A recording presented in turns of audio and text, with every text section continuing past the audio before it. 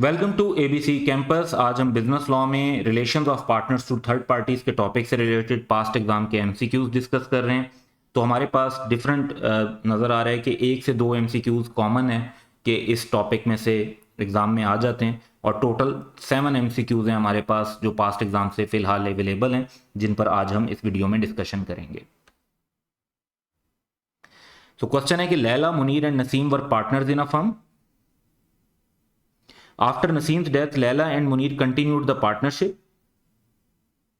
Public notice of Naseem's death was not given by surviving partners or the legal representative of Naseem. Umair supplied goods on credit to the firm, assuming Naseem to be the partner in the firm, हालांकि नसीम की death हो चुकी। Laila and Munir are unable to settle the debt, यानी वो पैसे नहीं दे सके। Can Umair recover his debt from the Naseem estate, और इसका आंसर है नो। डेथ की सूरत में पब्लिक नोटिस की रिक्वायरमेंट नहीं होती, डेथ और इंसॉल्वेंसी में पब्लिक नोटिस की रिक्वायरमेंट नहीं होती। रिटायरमेंट के ऊपर होल्डिंग आउट का कॉन्सेप्ट अप्लाई होता है, लेकिन डेथ और इंसॉल्वेंसी ये दो ऐसी सिचुएशन है जिसमें एक पार्टनर अगर पब्लिक नोटिस नहीं भी दे पाता तो तब भी होल्डिंग आउट का कॉन्सेप्ट अप्लाई नहीं होता, और डेथ के बाद के किसी डेट्स के लिए, किसी ट्रांजेक्शन के लिए एक डिसीज पार्टनर की स्टेट लायबल नहीं होती। तो हमारा आंसर ये होगा कि ट्रांजैक्शन बाद में हुई थी, तो फिर Umair supplied goods on credit to the firm assuming Naseem to be partner in the firm. हालांकि डेथ हो चुकी थी, तो सिनेरियो के हिसाब से जो फ्लो है इंफॉर्मेशन का उसमें ये पता चल रहा है कि डेथ पहले हुई है और गुड्स बाद में सप्लाई हुई हैं, तो नसीम की डेथ के बाद जो ट्रांजैक्शन हुई है उसके लिए उसकी लायबिलिटी नहीं होगी।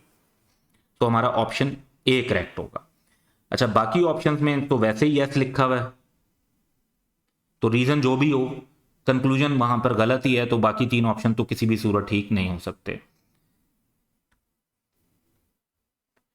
नेक्स्ट क्वेश्चन देखते हैं, which of the following acts are not included in the implied authority of partner. अच्छा, लॉ में ऐसे 8 पॉइंट्स हैं जो मेंशन है, जो स्टैट्यूटरी रिस्ट्रिक्शंस हैं इंप्लाइड अथॉरिटी पर। ट्रांसफर मूवेबल प्रॉपर्टी, अच्छा यहां पे ना थोड़ा थोड़ा बदल के लिखा हुआ है, ट्रांसफर जो है वो इमूवेबल है, मूवेबल वाली प्रॉपर्टी जो है वो ट्रांसफर कर सकते हैं। Open a bank account on behalf of firm, on behalf of firm तक मसला नहीं है, जब पार्टनर अपने नाम पर ओपन करवाता है उसमें मसला होता है। तो ऑन बिहाफ ऑफ फर्म और फर्म के नाम पर ही खुलवा रहे हैं तो उसमें रिस्ट्रिक्शन नहीं है। फाइल अ सूट और proceeding on behalf of a firm, withdraw करना इशू है, फाइल करना मना नहीं है, फाइल कर सकते हैं। Enter into partnership on behalf of firm, ये जो पॉइंट है ये एग्जैक्ट ये वाला है, तो ये रिस्ट्रिक्शन वैलिड होगी, ऑप्शन डी करेक्ट होगा। अब ये बड़ा ट्रिकी क्वेश्चन है कि जो बाकी 3 है उनमें एक एक लफ्ज का फर्क है।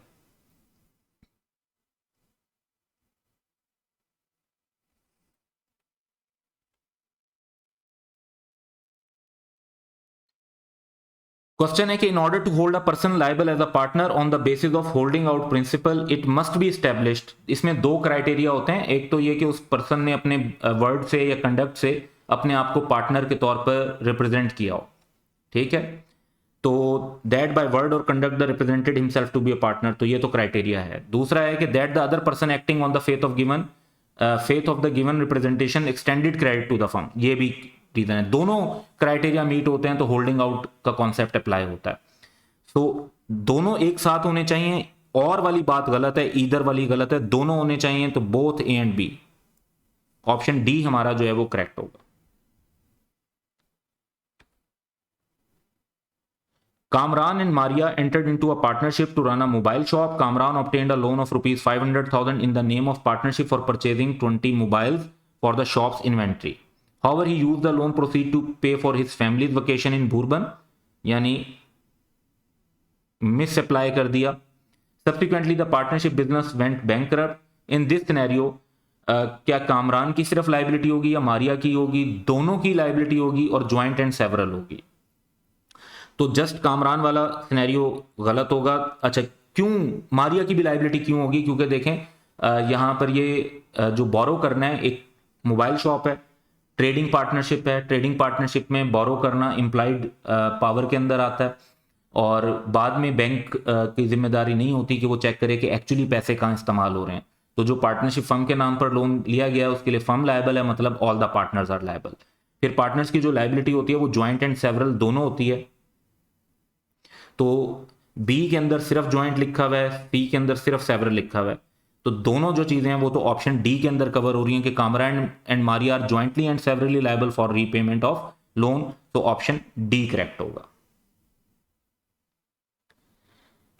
बिल्कुल सिमिलर क्वेश्चन जैसा भी हमने पहले डिस्कस किया, बिल्कुल वही क्वेश्चन है, सिर्फ अमाउंट का और नाम का फर्क है। यहाँ पे नाम जैन एंड मरियम है और अमाउंट जो है वो पिछले क्वेश्चन में अमाउंट थी 5 लाख की, इस क्वेश्चन में अमाउंट है 8 लाख की।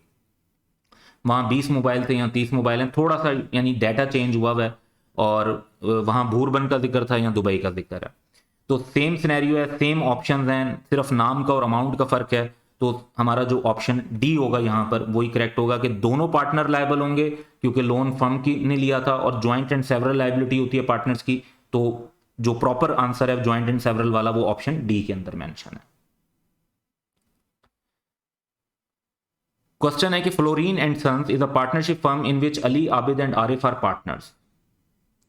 During a business trip in January 2022, they convinced a well-known businessman Haris to join FS, यानी फर्म को ज्वाइन कर ले।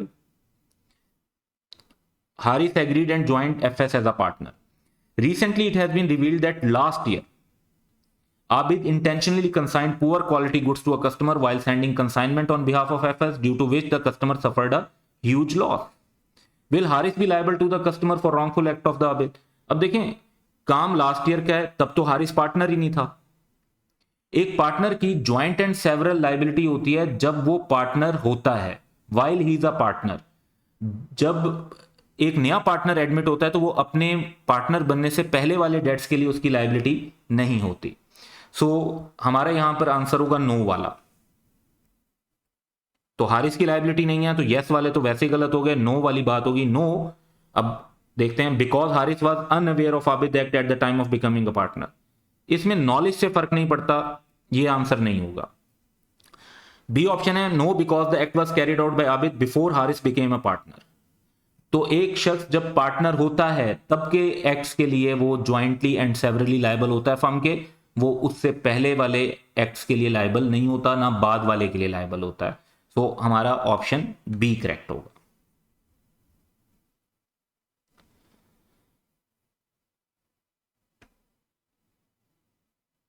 क्वेश्चन है कि which of the following statements is correct in the context of a minor admitted to the benefits of a partnership firm.